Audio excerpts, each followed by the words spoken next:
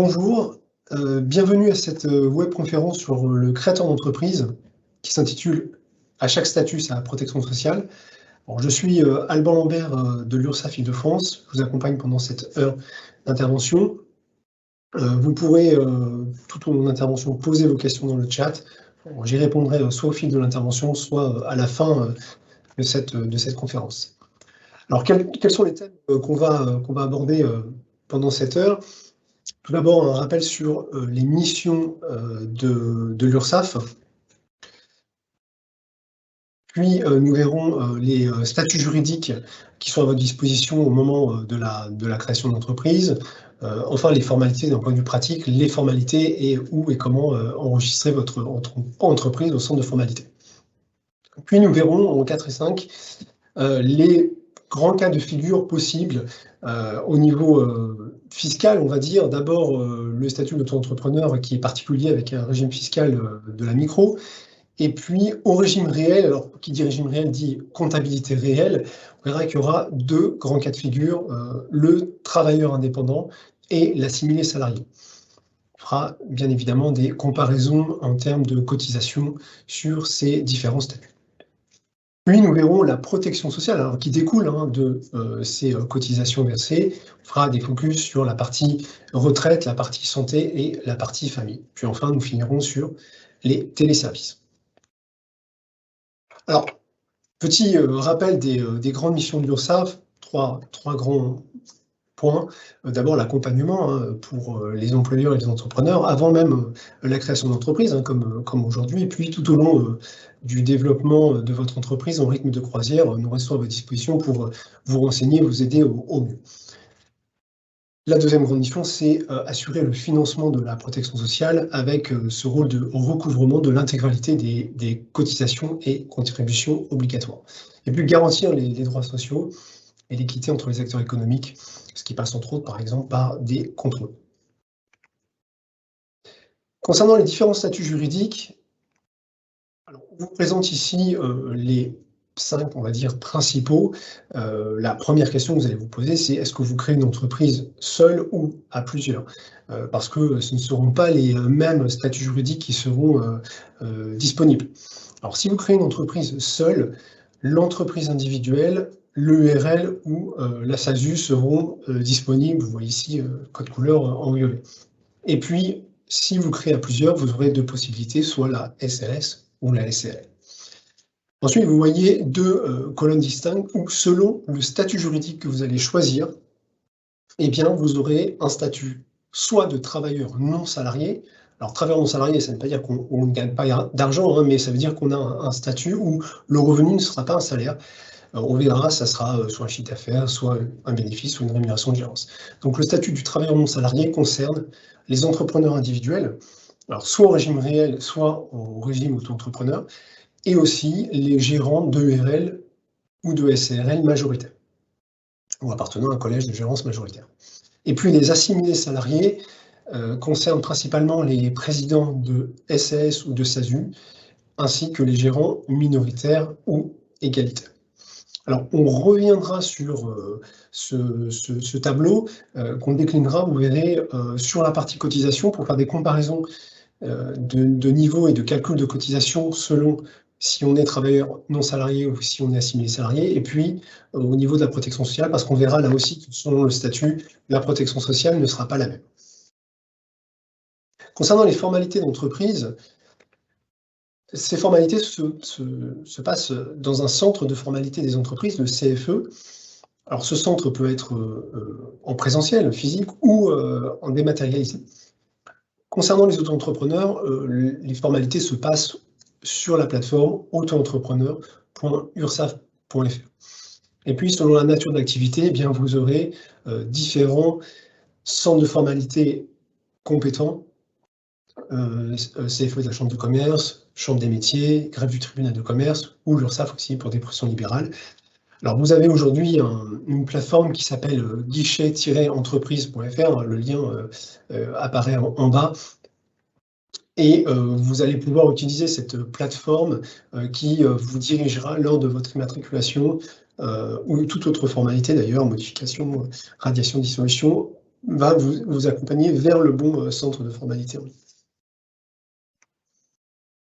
Concernant le statut de l'auto-entrepreneur, alors c'est un statut qui est particulier parce que l'auto-entrepreneur, bon, rappel, hein, c'est une entreprise individuelle.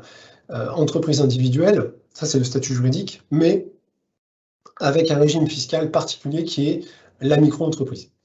La micro-entreprise, comme son nom l'indique, réservé aux petites et moyennes entreprises, va être soumis à un plafond de chiffre d'affaires. Donc on ne pourra être auto-entrepreneur que si on est en dessous de ce plafond de chiffre d'affaires qui est de 176 000 € pour les activités de vente de marchandises, achat-revente de marchandises, et 72 600 € pour les activités de prestation de services. Alors attention aussi à ne pas confondre, il y a un plafond concernant la franchise de TVA, ce sont des plafonds différents. Franchise de TVA veut dire que jusqu'à ce plafond, vous facturez hors taxe, vous n'êtes pas concerné par la TVA. 94 300 pour la vente, 36 500 pour les prestations. Au-delà de ce plafond, eh bien, il vous faudra facturer en TTC, facturer la TVA, encaisser et la reverser au centre des impôts. Alors, à noter aussi que, attention, ces plafonds sont des plafonds pour une année civile entière.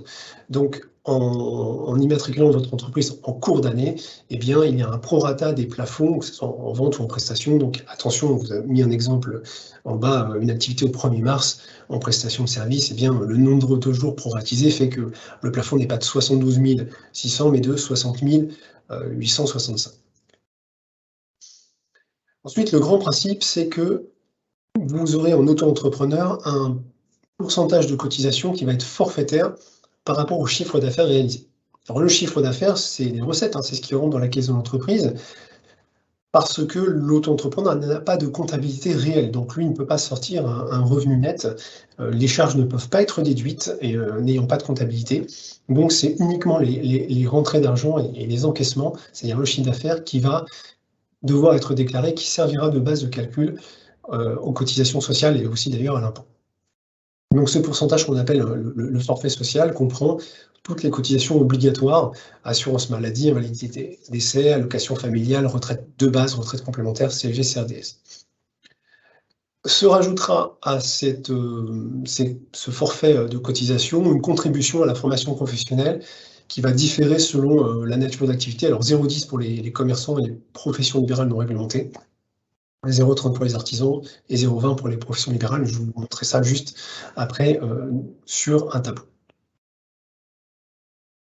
Toujours dans les grands principes, pour l'auto-entrepreneur, la possibilité d'opter pour le versement libératoire de l'impôt. Alors le principe ici, c'est de pouvoir payer en même temps que vos cotisations sociales l'impôt via un pourcentage directement fixe, forfaitaire, selon la nature d'activité et appliqué au chiffre d'affaires. Alors ce versement libératoire, vous pouvez opter, changer, modifier d'une année à l'autre. Hein. Vous ne pouvez pas modifier en cours d'année et ce n'est pas régularisable. Donc il faut quand même, si vous optez, avoir fait des simulations et savoir si c'est intéressant pour vous. Vous pouvez d'ailleurs le faire sur le site des impôts, vous pouvez faire des simulations. Enfin, la cotisation foncière des entreprises, qui concerne aussi le domaine fiscal, pour les auto-entrepreneurs, s'applique à partir de la 2e année, sous réserve de dépasser un chiffre d'affaires de 5 000 €. Alors, les auto-entrepreneurs pourront aussi bénéficier, sous réserve, de l'ACRE, l'aide à la création ou repreneur d'entreprise, qui est une exonération de charges partielle, une réduction des cotisations pendant une certaine période. Pas tout à fait la première année, je vais vous détailler ça juste après. Mais pour pouvoir bénéficier de cette exonération quand on est auto-entrepreneur, eh bien, il faut remplir un certain nombre de conditions, en tout cas au moins une des conditions suivantes, alors qui sont listées ici. On a souligné les 4 principales, hein, qui sont soit demandeur d'emploi indemnisé, soit demandeur d'emploi inscrit depuis plus de 6 mois à Pôle emploi, soit bénéficiaire du RSA, ou être un jeune de moins de 26 ans.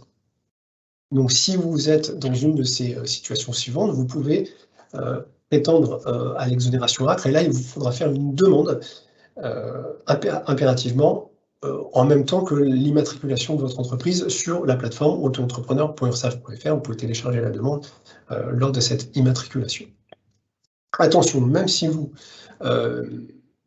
faites cette demande et même si vous répondez à un de ces critères suivants, il y a la possibilité quand même de refus de l'ACRE, enfin 2 cas de refus possibles, soit d'avoir bénéficié de l'ACRE au cours des 3 dernières années, donc ça, vous ne pourrez pas en rebénéficier et de ne pas être en situation de reprise d'une activité identique à celle, que vous auriez exercée lors d'une radiation, au cours de l'année précédente. Ça, c'est pour éviter d'être en situation de reprise, hein, vous ne serez pas considéré comme créateur d'entreprise.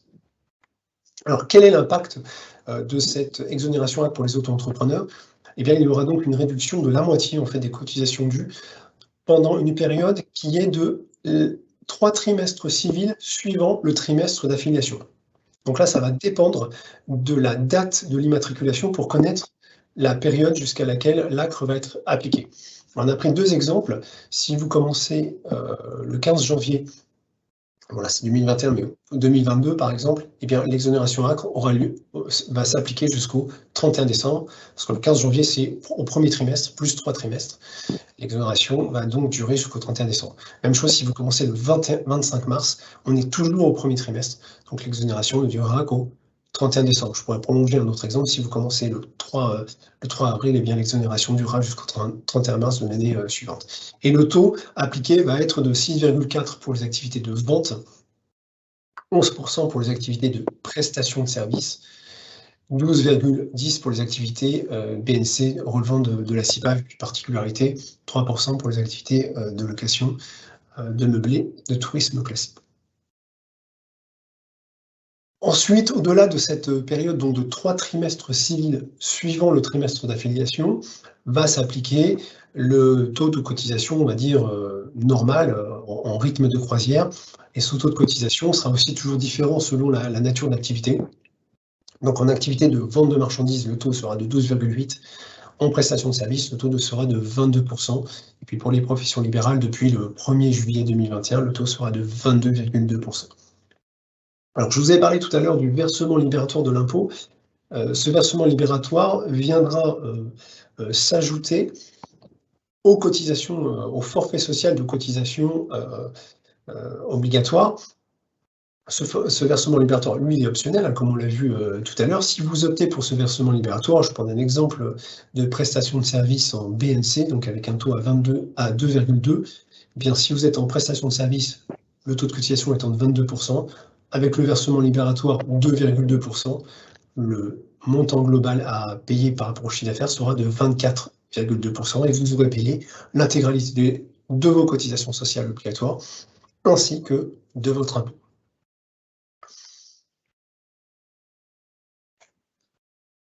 Les modalités de paiement pour les auto-entrepreneurs. Alors, les déclarations pourront se faire en mensuel ou en trimestriel. C'est un choix que vous aurez en fait en début d'activité, que vous pourrez d'ailleurs changer, mais alors à effet pareil de l'année suivante. Si vous êtes demandeur d'emploi, hein, on vous invite très fortement à déclarer en fait en mensuel, tout simplement parce que le Pôle emploi vous demandera des justificatifs mensuels. Si vous n'êtes pas demandeur d'emploi indemnisé, là, vous pouvez distinctement choisir le mensuel ou le trimestriel. Alors la déclaration de chiffre d'affaires, très important, est obligatoire, y compris si le chiffre d'affaires est à 0. Donc, quand vous êtes auto-entrepreneur et qu'il y a une période mensuelle ou trimestrielle où vous n'avez pas fait de chiffre d'affaires, il faut impérativement remplir votre déclaration à 0, obligation de déclaration. Alors, je vous ai parlé de Pôle emploi au démarrage, il y a cette fameuse règle des 90 jours qui fait que vous aurez à déclarer rétroactivement, mais vous aurez au moins donc 4 mois pour effectuer vos premières déclarations. Pendant cette période-là, Pôle emploi vous permet de lui transmettre des déclarations sur le nom. Et puis ensuite, vous enverrez les justificatifs. Alors, la sortie du dispositif du régime auto-entrepreneur, il y a 2 grandes possibilités, soit le développement de l'entreprise, soit l'absence ou l'arrêt d'activité. Dans le cadre du développement de l'entreprise, il peut y avoir tout simplement la bascule volontaire dans le régime réel d'imposition. Qui dit régime réel d'imposition, que je vais détailler juste après, dit comptabilité réelle. Donc, quand vous êtes auto-entrepreneur, vous n'avez pas de comptabilité. Vous ne pouvez déduire aucun frais, aucune charge d'exploitation. Donc, l'auto-entrepreneur, ça fonctionne bien quand vous avez très peu de frais, très peu de charges, très peu de dépenses. Si vous commencez à avoir des dépenses, un loyer pour un local, par exemple, ou vouloir investir, acheter beaucoup de marchandises, investir dans du matériel, dans des machines, vouloir s'associer avec quelqu'un ou tout simplement prendre des salariés, eh bien tout ça, ça va être très difficile, voire impossible dans le cas de l'auto-entreprise. Donc là, il faudra passer automatiquement au régime réel sans même forcément avoir dépassé les plafonds de chiffre d'affaires. Deuxième cas de figure, c'est le dépassement proprement dit du seuil de chiffre d'affaires selon la nature d'activité. Alors, si vous dépassez le plafond de chiffre d'affaires, on attendra un dépassement 2 années consécutives pour vous basculer automatiquement au régime réel. Et là, vous serez informé, vous recevrez une notification en ce sens. Les 2 autres possibilités, eh bien, c'est l'absence d'activité. Donc, s'il n'y a pas de chiffre d'affaires et des chiffres d'affaires déclarés à zéro pendant 24 mois consécutifs, c'est-à-dire 2 années, l'auto-entrepreneur donc sera prévenu par courrier et vous recevrez une radiation automatique. Alors, c'est une radiation administrative, mais ça ne radie pas l'entreprise au centre de formalité. Donc, si jamais vous recevez ça, il faudra faire, et c'est le 4e cas de figure, votre cessation d'activité. De toute façon, quand vous cessez l'activité, il faut impérativement enregistrer la radiation au centre de formalité des entreprises. Soit sur le plus simple, c'est la plateforme auto-entrepreneur.ursaf.fr ou cfe-métier.fr ou Infogreffe pour les artisans et les commerçants. Donc ça, c'est ce qu'on pouvait dire sur le statut auto-entrepreneur. J'ai été vite parce que je sais que ça a été évoqué lors d'autres interventions. Donc, je vais maintenant détailler un peu plus ce qu'on appelle le régime réel. Donc, il dit en comptabilité réelle, toutes les entreprises qui ne sont pas auto-entrepreneurs en réalité. Et là, vous allez avoir 2 grandes familles, les travailleurs indépendants non salariés et les assimilés salariés. Alors, avant de voir ces 2 cas de figure, il faut faire un point sur le régime fiscal de l'entreprise qui est très important parce que c'est le régime fiscal au régime réel. On a vu que les auto-entrepreneurs, ils étaient au micro, donc il n'y avait pas de compta, c'était le chiffre d'affaires qui comptait. Au régime réel, vous aurez 2 possibilités de régime fiscal, soit l'IR, l'impôt sur le revenu, soit l'IS, l'impôt sur les sociétés. Et c'est ça qui va déterminer la nature du revenu du chef d'entreprise. Alors ici, on voit l'option IR, impôt sur le revenu. Et dans le cas de l'impôt sur le revenu, le revenu du chef d'entreprise sera le bénéfice net. Le bénéfice net, en fait, on part du chiffre d'affaires, les recettes, et on va déduire l'intégralité des charges et des frais d'exploitation, ainsi que les cotisations sociales. En fait, on déduit toutes les dépenses de l'entreprise et on arrive au bénéfice net. C'est ça qui va servir de base de calcul aux cotisations du chef d'entreprise, ainsi que de base de calcul pour son imposition.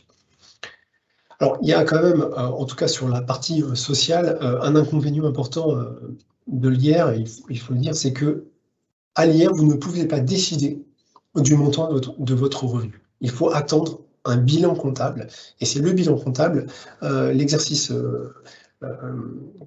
comptable qui va permettre de déterminer le montant de votre revenu. Donc, vous ne connaîtrez exactement votre revenu que l'année suivante, en fait, quand votre comptable vous fournira votre bilan. Donc, ce qui peut poser un certain nombre de problèmes, d'abord pour estimer vos revenus en cours d'année, et ce qui peut provoquer des systèmes de régularisation si d'une année à l'autre, on a eu des revenus en dents de scie, beaucoup moins, beaucoup plus. Voilà. Donc là, il y a un manque de souplesse au niveau, en tout cas social, parce qu'on ne peut pas connaître en direct son revenu. Le deuxième cas de figure, c'est l'impôt sur les sociétés. Alors, à l'impôt sur les sociétés, à l'IS, ce n'est plus le bénéfice net qui compte, mais c'est la rémunération du dirigeant. On va partir du chiffre d'affaires, toujours les recettes, mais là, dans la comptabilité, vont être déduits les charges, les frais d'exploitation et un poste qui va s'appeler la rémunération nette du gérant ou du dirigeant selon la forme juridique et les cotisations sociales qui en découlent.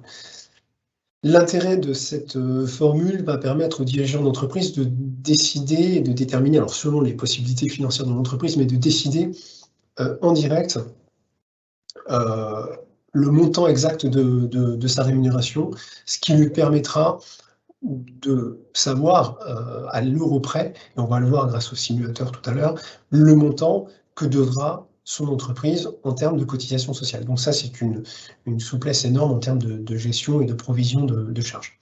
Alors dans le cas de l'IS, donc la rémunération, ici en vert clair du dirigeant, c'est le revenu du dirigeant qui sert de base de calcul aux cotisations, mais déduit de tout ça, va sortir un bénéfice net de l'entreprise, qui elle sera soumise à l'impôt sur les sociétés, 15% en dessous de 38 000 et puis 28% au-delà, ainsi que des prélèvements sociaux qui peuvent non productifs de droit jusqu'à 17%, et ce qui va rester pourra produire d'éventuels dividendes. Alors attention, les dividendes, d'abord on peut les toucher que l'année suivante, sous réserve donc d'avoir fait du bénéfice, d'avoir payé l'IS, etc.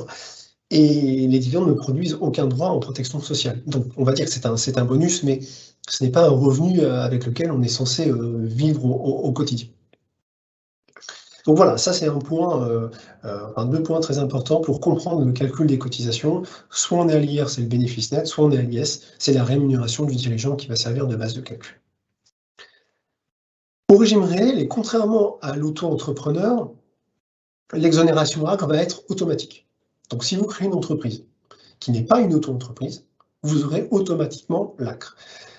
Alors automatiquement, mais a priori, parce qu'il y a des conditions de revenus. Mais ces revenus, on ne va pas les connaître en temps direct. Donc on va vous appliquer l'ACRE automatiquement, mais ça sera vérifié selon le revenu que vous aurez déclaré pendant cette période. Donc attention, il faut connaître ces plafonds pour soit ne pas les dépasser, soit si on les dépasse, savoir que l'ACRE sera soit dégressive, soit purement et simplement annulée rétroactivement. Donc le premier niveau, c'est plancher à 30 852. Si vous ne dépassez pas ce montant, eh bien, vous bénéficierez de l'exonération totale des cotisations concernées par l'ACRE. Je vais vous montrer ça dans un tableau juste après. Ce n'est pas l'exonération totale des cotisations, mais des cotisations concernées par l'ACRE. Puis ensuite, il y a une tranche entre 30 000 et 852 et 41 000 euros, l'exonération est partielle. Puis au-delà de 41 136, l'exonération est purement simplement annulée à titre rétroactif. Donc c'est très important de connaître ça. Et puis, il y a aussi les cas de refus d'exonération, même si vous créez une entreprise au régime réel. Si vous avez bénéficié de l'exonération au cours des 3 dernières années, ou si vous êtes en situation de reprise de la même activité dans un délai de moins d'1 an d'une année civile, là, vous ne pourrez pas en rebénéficier. Alors, l'exonération ACRE, selon si on est indépendant en non-salarié, EI, ERL ou SRL, ou en assimilé salarié, l'exonération ne sera pas tout à fait de même nature, ce n'est pas les mêmes cotisations qui vont être exonérées. Alors, sans rentrer trop dans le détail, mais il y a une exonération au prorata qui est à peu près la même, c'est un 2 tiers exonéré, 1 tiers non exonéré. Si vous êtes en travailleur indépendant en EI, ERL ou SRL, la partie non exonérée sera à peu près du 17% du revenu net. Et puis, si vous êtes assimilé salarié, c'est à peu près à 26% du revenu. Alors ici, on vous présente un tableau synthétique qui, ce ne sont pas les montants exacts, donc je vais vous les montrer dans un simulateur tout à l'heure. Et ici, c'est juste pour vous faire comprendre un peu le grand principe du calcul des cotisations et surtout le coût pour l'entreprise. Si vous êtes, selon encore une fois le statut juridique de l'entreprise, en indépendant non salarié, donc EI, EURL ou SARL, on va partir toujours d'un revenu identique, d'un revenu net pour le dirigeant, imaginons toujours un revenu annuel, imaginons un revenu de 30 000 euros par an. Le montant des cotisations sociales pour ces statuts va être approximativement de 46%. Donc, ce qui donnera à peu près 14 000 euros de cotisation. Et donc, le coût total pour l'entreprise sera de 44 000 euros. C'est-à-dire le revenu net du dirigeant plus les cotisations sociales. Ça, c'est très important à comprendre parce qu'il y a souvent une erreur qui est commise, c'est que le montant des cotisations sociales, c'est par rapport à une assiette, mais on ne va pas prendre 46% du revenu du dirigeant. C'est un coût supplémentaire pour l'entreprise. Un dirigeant qui va gagner 100 euros en indépendant non salarié, eh bien, ça va coûter 146 euros à son entreprise. Lui, il aura toujours gagné 100 euros. C'est la même chose ici dans l'exemple. Pour pouvoir gagner 30 000 € net par an, il faudra que l'entreprise dispose de 44 000 €. 14 000 € qui seront versés en cotisation sociale et 30 000 € qui serviront de revenus aux dirigeants. Si vous êtes en assimilé salarié et donc vous choisissez les statuts juridiques de la SAS ou de la SASU ou de la SARL minoritaire ou égalitaire, pour un même revenu net du dirigeant, 30 000 €, alors là, le taux de cotisation sera approximativement de 80% en base du salaire net, ce qui donnera à peu près 24 000 € de cotisation annuelle. Donc même logique, là, le chef d'entreprise va gagner 30 000 €, mais le coût total pour l'entreprise sera de 54 000 € par an. Donc ça, c'est un tableau synthétique. On va voir tout à l'heure que vous avez la possibilité, avec des simulateurs, de connaître le montant exact. Alors, vous voyez le lien juste en dessous, www.mon-entreprise.fr/simulateur, mais je vais vous montrer juste après une copie écran de ces simulateurs. Alors, pour les travailleurs indépendants non salariés, il y a un certain nombre de particularités. Alors, les 2 premières années, les calculs vont se faire forfaitairement parce qu'on ne va pas connaître le revenu définitif. Alors, vous pouvez, donc, comme je l'ai indiqué tout à l'heure, évidemment bénéficier de l'ACRE. Si vous bénéficiez de l'ACRE avec la base forfaitaire, on aura une cotisation à peu près de 1 408 € ou 1 424 € selon la nature de l'activité. Ça, c'est sur la base forfaitaire. Si vous n'avez pas de revenus, d'abord, il faudra nous l'indiquer via une estimation de revenus, mais avec le bénéfice de l'ACRE et pas de revenus professionnels, la première année, il n'y aura pas de cotisation. Ensuite, en rythme de croisière, c'est la déclaration de revenus qui d'ailleurs se fait aujourd'hui, et c'est une grande réforme qui a eu lieu cette année pour les revenus 2020. La déclaration de revenus se fait maintenant exclusivement via le centre des impôts. Donc c'est votre déclaration de revenus auprès du centre des impôts qui s'étale au long du 2e trimestre. Hein. Ça commence, la campagne de déclaration commence début avril jusqu'au 30 juin. Et donc votre déclaration auprès du centre des impôts vous permettra de déclarer. Le centre des impôts nous transmettra automatiquement votre revenu, et c'est ça qui nous permettra de recalculer vos cotisations sur les bases réelles. Alors, au moment où on recevra votre revenu, eh bien, imaginons une personne qui est déjà en activité, elle déclarera en 2022 son revenu 2021, et là, nous régulariserons tout d'abord les cotisations 2021, puis nous recalculerons les cotisations provisionnelles, ça s'appelle un ajustement des cotisations 2022 sur la base de ce nouveau revenu. On va se rapprocher au plus proche du réel pour calculer donc cette provisionnelle. Et les cotisations 2023 commenceront aussi sur la base de ce revenu, en attente du prochain revenu, et ainsi de suite. Donc le déclencheur du recalcul systématiquement des cotisations sera la déclaration de revenus au 2e trimestre de chaque année. Alors, une particularité des travailleurs indépendants assimilés, des travailleurs indépendants non salariés, excusez-moi, c'est qu'il y a une base minimale. Donc, si vous êtes en individuel, en URL ou SARL, à partir de la 2e année, parce que la première année, si vous n'avez pas de revenus avec l'ACRE, vous n'aurez pas de cotisation, comme je l'ai indiqué. À partir de la 2e année, si vous n'avez pas de revenus dans l'entreprise, vous verrez quand même une base minimale être appliquée. Alors, cette base minimale, selon la nature de l'activité, elle est légèrement inférieure à 1 200 € par an, ça fait à peu près 100 € par mois, mais elle sert surtout à valider des droits en protection sociale. Alors, principalement de retraite, puisqu'elle valide 3 trimestres de retraite. Alors, ce n'est pas complet, hein, ce n'est pas une année complète, puisqu'il faut 4 trimestres, mais n'empêche qu'elle valide quand même 3 trimestres. À l'inverse, par exemple, d'un auto-entrepreneur qui ne déclare pas de chiffre d'affaires, eh bien, lui, il n'aura pas de droit du tout de retraite produit par son activité, puisqu'il n'a pas de revenus. Idem pour un président de SAS ou de SASU, on verra après en assimilé salarié, s'il n'y a pas de salaire, il n'y aura pas de cotisation, mais il n'y aura pas non plus de droit produit. Donc, pour les indépendants non salariés, eh bien, cette base minimale permet de produire donc, des droits retraite et aussi des droits en indemnité journalière en cas d'arrêt maladie. Alors, l'estimation du revenu, je vous en ai parlé tout à l'heure, c'est un outil qui est très important parce que dans la chronologie, hein, je vous ai indiqué que vous aurez d'abord des bases forfaitaires parce qu'on ne connaît pas votre revenu. Donc, quand vous commencez votre activité, eh bien, vous appliquez une base forfaitaire. Et puis ensuite, en rythme de croisière, on ne connaîtra toujours que le revenu de l'année précédente. Alors, pour coller le plus possible à la réalité de l'année N, eh bien, vous pourrez utiliser cet outil qui est très simple, qui est gratuit, hein, que vous pouvez utiliser d'ailleurs plusieurs fois dans l'année, le plus tôt possible d'ailleurs dans l'année, hein, qui s'appelle le revenu estimé. Vous pouvez estimer votre revenu de l'année N, de l'année en cours. Le but ici, c'est de payer, alors ni plus ni moins, hein, ce n'est pas de baisser les cotisations ou de les augmenter, mais de payer vos cotisations sur le revenu le plus proche de la réalité de l'année en cours. Ça vous évite, ça vous permet d'éviter l'année suivante les régularisations. Donc j'insiste bien, ce revenu estimé, outil vraiment très, très important, peut être utilisé à la baisse ou à la hausse.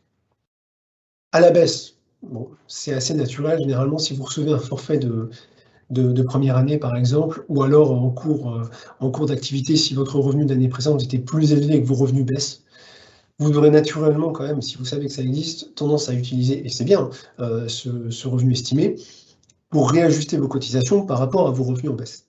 Mais en tant que bon gestionnaire, il faut savoir utiliser ce revenu estimé à la hausse quand vos revenus augmentent. Alors, si vous avez un revenu peu importe le montant, mais un revenu d'une année N et que l'année suivante, votre revenu double ou triple, eh bien, pendant l'année en cours, il faut avoir le réflexe d'estimer son revenu pour réajuster le montant de vos cotisations par rapport à ce nouveau revenu, pour éviter une régularisation trop importante l'année suivante. Donc cet outil, c'est un outil de maîtrise qui est à utiliser au maximum hein, pour vous éviter des mauvaises surprises. Donc ça, vous pourrez l'utiliser directement dans votre espace, soit passer par un gestionnaire, mais directement dans votre espace, vous pouvez utiliser cet outil d'estimation. Toujours pour les indépendants, le paiement de la déclaration, le paiement et la déclaration se font, alors même chose, délai des 90 jours à compter de la date de début d'activité, donc la première cotisation se paiera au moins 90 jours après la date de début, puis vous avez la possibilité de mensualiser ou de trimestrialiser. En mensuel, prélèvement automatique le 5 ou le 20. Puis il y a l'option du trimestriel, où là vous avez 4 échéances annuelles, avec des échéances fixes, 5 février, 5 mai, 5 août et 5 novembre. Alors en mensuel, on fonctionne obligatoirement au prélèvement automatique. Vous avez la possibilité aussi de faire des paiements en ligne, directement via votre espace, sur le site ursaf.fr, sur votre compte. Et puis la déclaration de paiement, alors j'en ai parlé, hein, la déclaration de revenus, excusez-moi, c'est une déclaration donc sociale et fiscale de revenus unifiée. Ça, c'est une nouveauté. C'est le centre des impôts qui transmet votre déclaration de revenus et qui permet de calculer vos cotisations sociales. Alors, on vient de voir les travailleurs indépendants non salariés, c'est-à-dire les entrepreneurs individuels, gérants de URL, gérants de SARL. Il y a aussi les assimilés salariés. Assimilés salariés, alors dans assimilés salariés, il y a salariés, mais surtout assimilés, parce que dans ce cas de figure, c'est quand même vous le chef d'entreprise, vous êtes vous-même votre propre employeur, donc c'est à votre entreprise de payer les cotisations sociales, qui se rapprochent des cotisations d'un salarié, pas tout à fait, parce qu'il y a des assurances qui sont prises en compte, on va le voir aussi par la suite. Mais en assimilé salarié, donc ça concerne les présidents de SAS ou de SASU, le taux de cotisation, lui, est de 80%. Donc là, il y a un différentiel important de cotisation.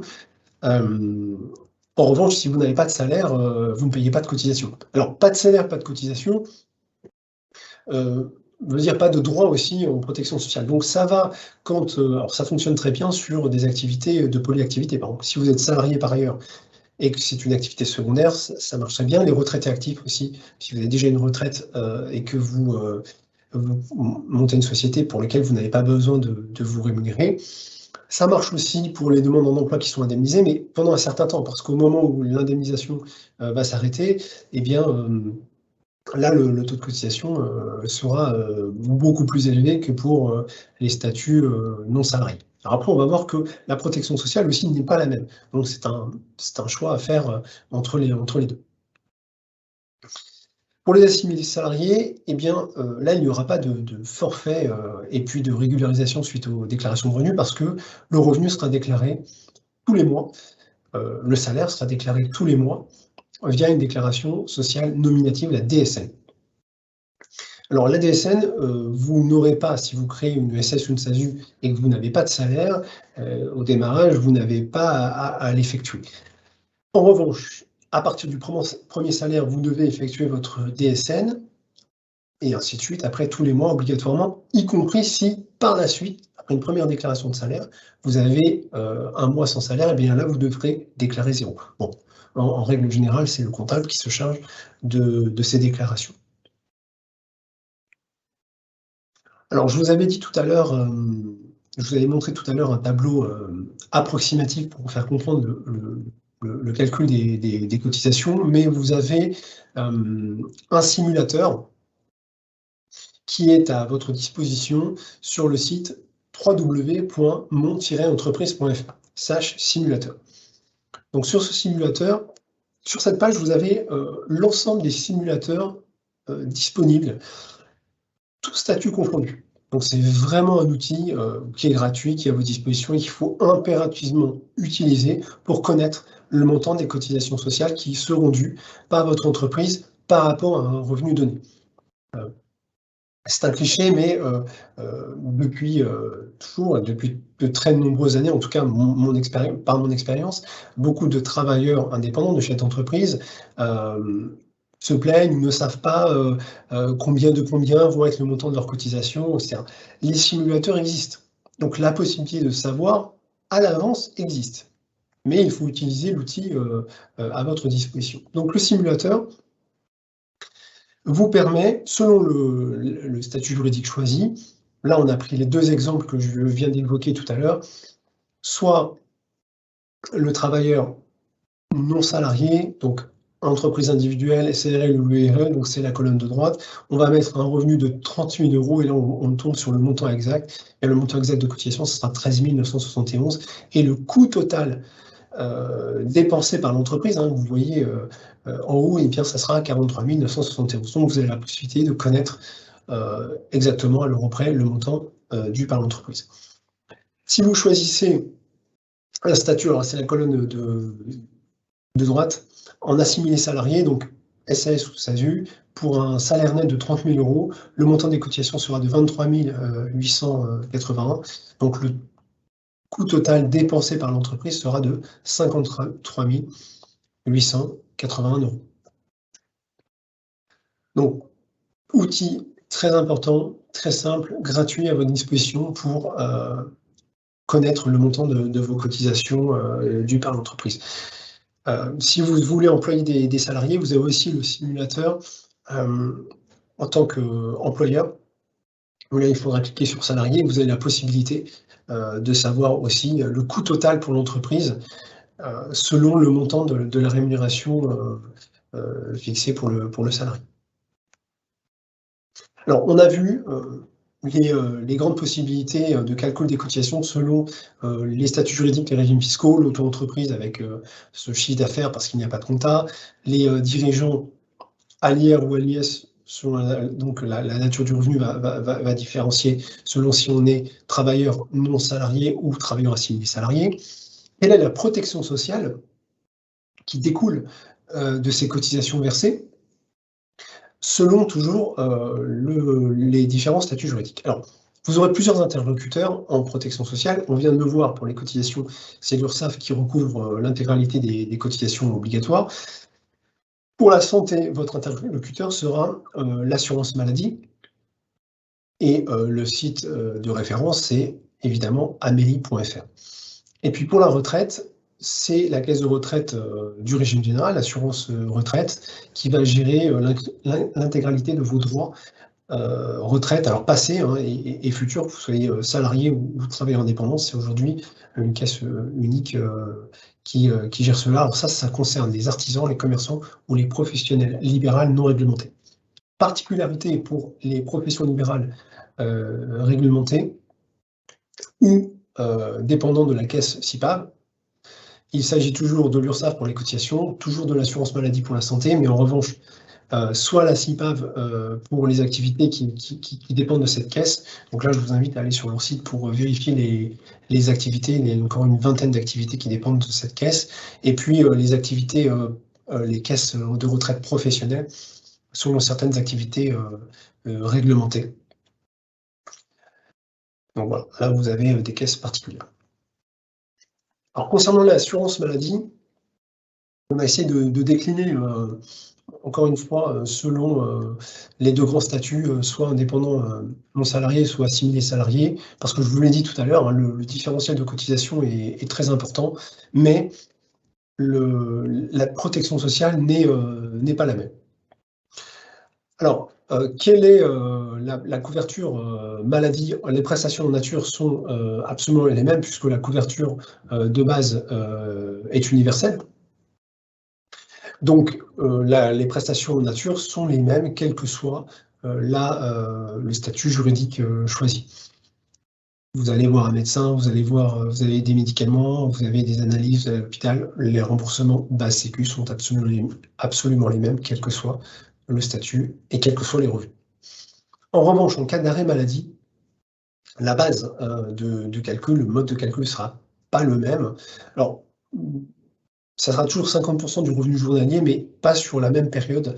Quand on est en indépendant, EI, EURL ou SRL, ce sera les 3 dernières années, la moyenne des revenus des 3 dernières années, alors que si on a en assimilé salarié, ce sera la moyenne des 3 derniers mois. Alors, sous réserve du revenu, hein, je prends l'exemple d'un président de SAS qui n'a pas de salaire pendant les 3 derniers mois. S'il y a un arrêt de travail, ben, il n'y aura pas d'indemnité journalière. Non pas qu'il n'y a pas droit, le droit est ouvert, mais il sera calculé sur la base du revenu déclaré, et s'il n'y a pas de revenu, il n'y aura pas d'indemnité journalière. À l'inverse d'un indépendant non salarié, puisque lui, il aura été soumis à une base minimale qui lui produira des droits d'indemnité journalière. Pour la maternité, c'est à peu près la même chose, sauf qu'il y a une allocation forfaitaire de repos maternel supplémentaire pour les travailleurs indépendants. Et puis sinon, il y a l'indemnité journalière d'interruption d'activité. Dans les deux cas, alors sous condition de revenus et de période d'activité, il faut au moins 10 mois d'immatriculation pour pouvoir en bénéficier. Alors, une différence importante entre les deux statuts concerne les accidents du travail, puisque les indépendants, l'assurance n'est pas obligatoire, donc elle n'est pas comprise dans les cotisations obligatoires, ce qui explique entre autres le taux qui est plus faible. En revanche, il y a une possibilité de vous assurer à titre privé et facultatif auprès d'assurances complémentaires, ou aussi la CEPAM le propose, mais c'est une assurance en plus. En revanche, quand vous êtes assimilé salarié, SAS, SASU, l'accident du travail est déjà inclus dans vos cotisations obligatoires. Concernant la retraite de base, qui est la part principale. Alors la retraite, il faut imaginer que c'est une pyramide avec 3 niveaux. Le premier, c'est le socle, donc c'est la retraite de base, c'est celle qui valide les trimestres de retraite et qui permet donc d'ouvrir un droit de retraite. Donc cette retraite de base, et vous voyez, c'est identique. Pour les travailleurs indépendants, elle est alignée au régime général, donc alignée au régime général des salariés depuis 1973. Ce qui veut dire que pour les indépendants en EI, en URL, en SRL, en SAS, en SASU, assimilés salariés ou les salariés, le système de retraite, le calcul est absolument le même. Ce qui va différencier, ce qui parfois nourrit d'ailleurs certaines idées reçues que les chefs d'entreprise n'auraient pas la même retraite que les salariés, donc ce qui est faux, hein, c'est simplement la moyenne du revenu déclaré. Si le revenu est plus faible, le revenu déclaré, donc soumis à cotisation, est plus faible, forcément, ça produira des droits de retraite plus faibles. Inversement, s'il est plus fort, le montant de la retraite augmentera. Alors, le calcul actuel, hein, là, je vous donne la réglementation actuelle, hein, qui est forcément soumise à futures réformes, on en parle souvent, mais la réglementation actuelle, c'est la moyenne du revenu. La retraite de base, c'est 50% du revenu moyen sur les 25 meilleures années. Donc ça sera géré par l'assurance retraite.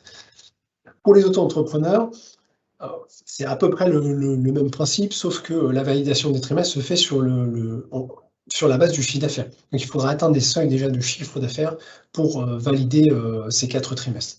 En dessous de certains seuils, vous pourrez valider 3, 2, 1, voire même 0. Pour la retraite complémentaire, donc là c'est le deuxième niveau de retraite, eh bien c'est un système de points. Donc un système de points, pour les travailleurs, on va dire indépendants non salariés, c'est une retraite complémentaire qui existe, mais qui est basique, on va dire plutôt équivalent ARCO. En revanche, pour les assimilés salariés, donc SSASU, là on va être sur un système de retraite complémentaire considéré cadre dès les premiers revenus versés, donc avec un système de retraite complémentaire plus fort. Je ne rentre pas dans les détails, mais on est quand même là sur un différentiel qui explique d'ailleurs aussi ce différentiel de cotisation avec une retraite complémentaire qui est quand même plus forte. Vous aurez aussi compris dans ces cotisations des droits pour l'invalidité et le décès. La prévoyance obligatoire, en revanche, ne concerne que les assimilés salariés. Il n'y a pas d'obligation pour les travailleurs indépendants. La retraite complémentaire facultative, donc là c'est le troisième niveau de retraite dans cette pyramide. Alors là, elle n'est pas couverte par rapport aucun régime à titre obligatoire, c'est une possibilité que vous avez, à titre privé et facultatif, de venir augmenter par un contrat type loi Madelin votre retraite de base et votre retraite complémentaire obligatoire. Alors nous avons vu la partie santé, nous avons vu la partie retraite, et il y a 3 autres points que je voulais quand même évoquer. La partie famille, avec l'allocation familiale. Donc, pour les prestations familiales, il n'y a absolument aucune différence selon le statut. Les prestations familiales sont gérées par la CAF et les droits dépendent de la situation familiale et des revenus. Donc, ce n'est pas votre statut juridique qui va déterminer vos droits.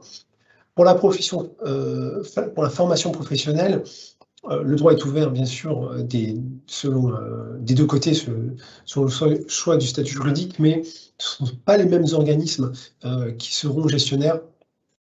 Donc le PCA pour les assimilés salariés et pour les indépendants non salariés, ça dépendra de la nature d'activité, soit la Chambre des métiers, soit la GFIS, soit le FIFPL, selon que vous êtes artisan, commerçant ou profession libérale. Et puis le dernier point, c'est l'assurance chômage. Alors l'assurance chômage, à proprement parler, obligatoire, ne concerne que les salariés sous contrat avec un employeur. L'employeur étant obligé de cotiser pour garantir les droits d'assurance chômage des salariés en cas de perte d'emploi, et donc les droits sont produits par Pôle emploi. Quand vous êtes travailleur indépendant, vous êtes votre propre employeur, et là encore une fois, indépendamment du statut juridique choisi, il n'y a pas de couverture chômage, il n'y a pas de cotisation obligatoire pour le chômage, donc pas de droit à titre obligatoire. En revanche, vous pouvez souscrire auprès d'un organisme privé à ce genre d'assurance. Alors c'est un coût, hein, il faut faire des simulations, faire des devis, signer un contrat, mais il faut savoir quand même que ça existe et que le droit est possible de vous assurer pour une assurance chômage ou perte d'emploi, qui n'est pas gérée par Pôle emploi, qui est gérée par des organismes.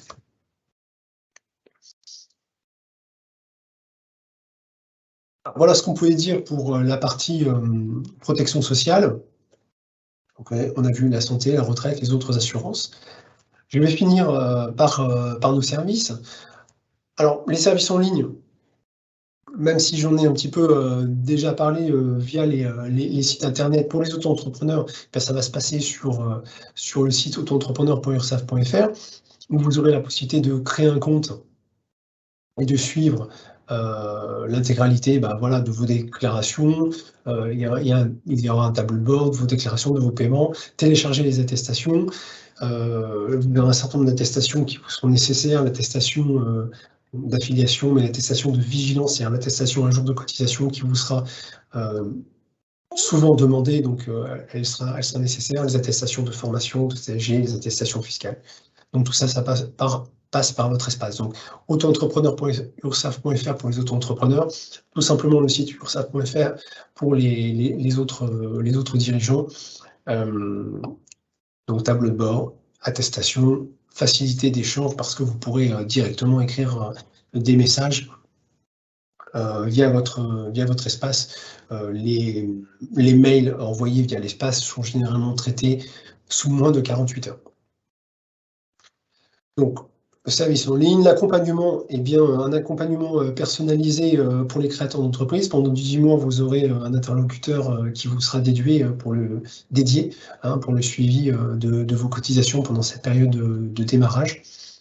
Des accueils communs et puis toujours l'accompagnement des entreprises en difficulté. Alors normalement, ça ne concerne pas tout à fait les créateurs, mais il faut savoir qu'on reste à votre disposition tout au long de la vie de votre entreprise. En cas de difficulté, manifestez-vous auprès de nous dès la première difficulté. Il sera toujours plus facile de trouver une solution amiable dès les premières difficultés. Ne restez pas, on parle souvent de la solitude du dirigeant, du chef d'entreprise. L'erreur souvent est d'attendre en fait que les situations soient très compliquées pour se manifester auprès des organismes. Donc, auprès d'URSSAF, il faut se manifester dès la première difficulté si vous en avez, parce que je vous en souhaite. Alors, vous aurez la possibilité de prendre contact avec nous, de prendre des rendez-vous par téléphone, rendez-vous téléphoniques qui, dans le contexte Covid, ont été un grand succès, parce que c'est simple, c'est rapide et c'est efficace. Donc, les rendez-vous téléphoniques, vous prenez un rendez-vous, vous fixez le jour et l'heure de votre convenance et l'agent aura préparé ce rendez-vous et vous appelle à ce moment précis. Par visioconférence ou en présentiel sur nos centres d'accueil qui restent toujours ouverts, alors de façon plus limitée compte tenu du contexte, de façon plus limitée au niveau du présentiel, mais il y a quand même des centres d'accueil qui maintiennent le présentiel. Et puis les rendez-vous se prennent directement sur la plateforme contact.ursaf.fr. Voilà. Dernier point d'information.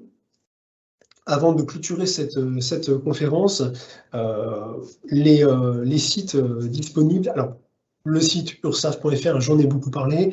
Le site autoentrepreneur.ursaf.fr, c'est la plateforme unique pour les auto-entrepreneurs. Mais vous allez aussi retrouver de très nombreuses vidéos sur la chaîne YouTube de l'URSSAF, dont d'ailleurs, entre autres, cette conférence qui s'appelle Statut Créateur, que vous pouvez retrouver en ligne sur le site, la chaîne YouTube de l'URSSAF, mais elle sera aussi disponible sur le même lien qui vous a été diffusé pendant une période de 90 jours, donc vous pouvez retrouver cette conférence. Enfin, les comptes Twitter et les comptes LinkedIn sur les réseaux sociaux de l'URSSAF, où vous pouvez consulter un certain nombre de nouveautés et d'informations réglementaires. Voilà, donc ainsi se termine cette vidéoconférence. Je vous souhaite le maximum de réussite pour votre création d'entreprise et je vous dis à bientôt. Au revoir.